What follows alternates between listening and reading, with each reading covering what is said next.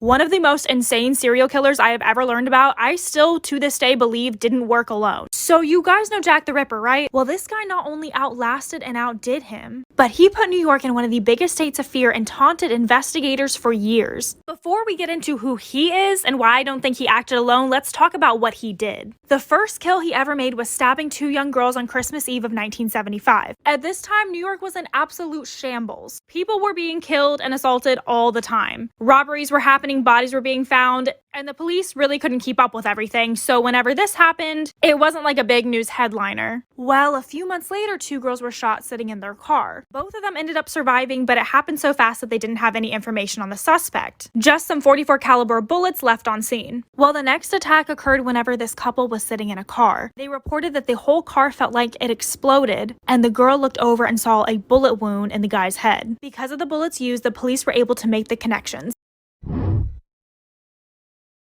Part 2 to why I don't think the Son of Sam worked alone. Well, it was rumored that there was a cult working in New York City that was an offshoot of the Process Church of the Final Judgment. They referred to themselves as the Children and ended up in Yonkers. Well, when Maury was doing his investigating, he was let know by several people that their rituals were done in Untermeyer Park, an estate that used to be absolutely beautiful. But as you can see from the pictures, there's now an abandoned pump house. And when investigating this, trigger warning, they found blood on the walls and blood on the ceiling, and symbolic writing. Not only this, but dead animals were everywhere, including specifically dogs. So then it was time to look back at David's letters, in which he made cultural references to Beelzebub, which is the demon known as Lord of the Flies, and Brat, which is a small devil. He also ended his letter as From the Gutters, which was quite literally the nickname for the abandoned pump house. And when holding how he signed his name at the end of the letters to the mirror, you can find the words Sam and Carr and Burke in it. So where were the actual sons of Sam, and why hadn't they been questioned?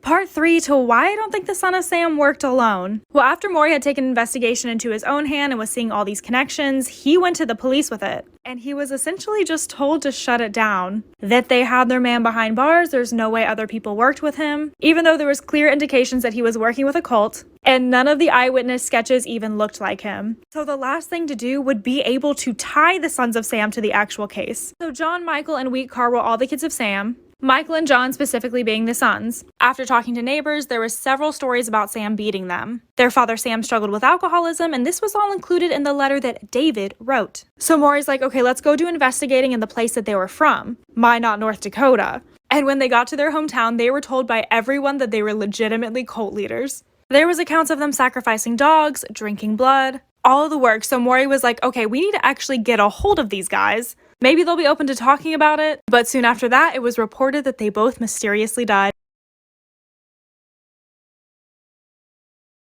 This is what it looks like when I babysit children. I'm not proud that I stoop to the same trickery as a 6-year-old, but it is what it is. I want to play superheroes, okay? What kind of superpowers do we have? Okay, I can talk to seals, and your parents are divorced.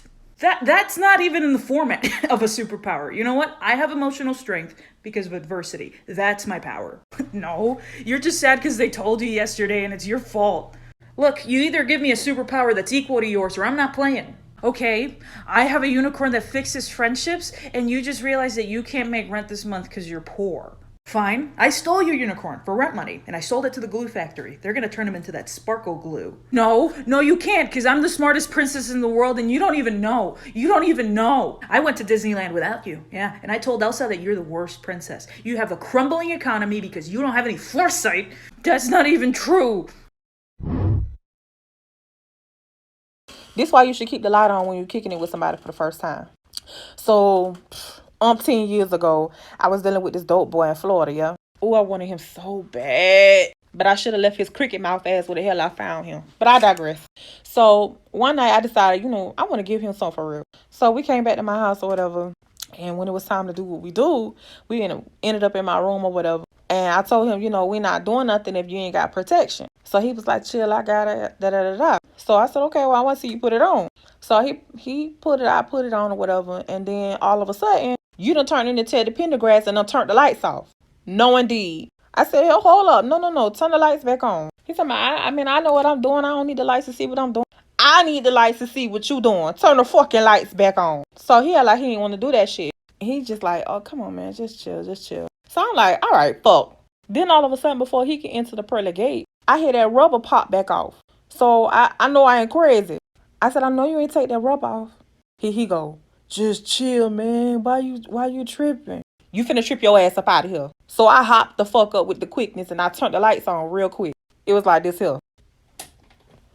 Why you took this fucking rubber off? See, this why I ain't want to see. So we're going back and forth, and then all of a sudden I look. What's that? What? I think you dropped a raisin in your lap today. He talking about a raisin. What you talking about? This? I was like, yeah, what is that? Man, this just a mold. Chill. A mold? Sir. That shit look like a little smashed raisin was sitting on the tip. I ain't never seen no shit like that before, and I ain't want to be bothered with that. And the only reason I ain't see it when he initially pulled it out to put the rubber on was because I was on the opposite side of him. So I ain't even see that shit on that side. So at this point, he mad because I'm telling him, no, we ain't gonna be able to do this. Because I was like, yeah, we ain't finna do this. Man, why? Man, why you tripping? You don't got me all the way over here. You don't want to kick it now because I got a mole? Sir, what you won't be doing is parking that holy moly donut shop in here. Having my hoo-ha bacon yeast roll. No, indeed. And then he had a nasty looking ass cookie bush. For all I know, he could have had a crab boil in that crotch, and I ain't have time for that. I'm just thinking to myself, like, what is you doing? He could have ended up giving me roaches of the liver. My hoo-ha could have fell off and went in the corner and smoked a cigarette and contemplated life. I could have had a stack of blue waffles in here.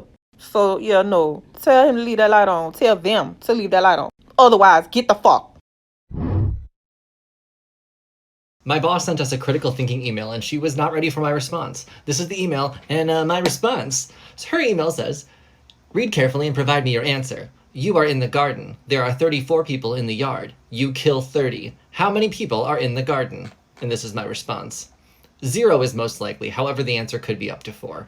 I would have to leave the garden in order to kill the people in the yard, unless I magically learned how to use long-range weapons. Assuming I only am left with my current skill set, which amounts to a yellow belt in karate from when I was 8, I'd need to be up close, which would leave the garden empty. So, moving on to after the killings, I'd most certainly not be returning to the garden. A yard that holds 30 plus people? This is clearly not my house. And I'm not waiting around to get caught, so on the run I go. Where to? Mind your business. Now, the up to 4 comes in based on what the 4 survivors do while the commotion is happening.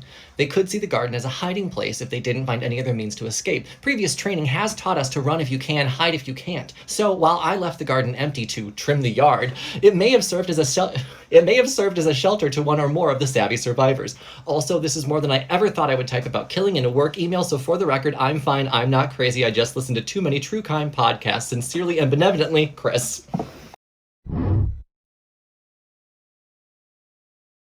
Have you seen yourself? I could get a discount hooker more expensive than you. Yeah, might want to go get checked for syphilis too. Honey, I have tits and an ass. You have a board and maybe some C cups.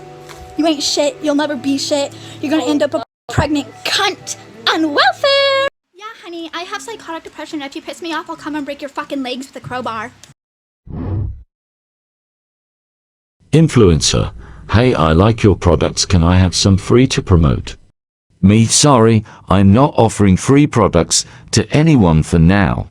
Influencer. But I have loads of followers and you will only get custom through me. Me, I don't need to send anything out for free to gain customers. Influencer. This is why small businesses like yours fail and you won't be far off. Then blocks me. Yeah, nobody can take away the things we share. Hope you don't mind how I need you like that. The way I love you, they don't understand. And it's crazy how you're my best friend. You're always in my mind, let's dance to the rhythm of your heartbeat. The way I love you, they don't understand.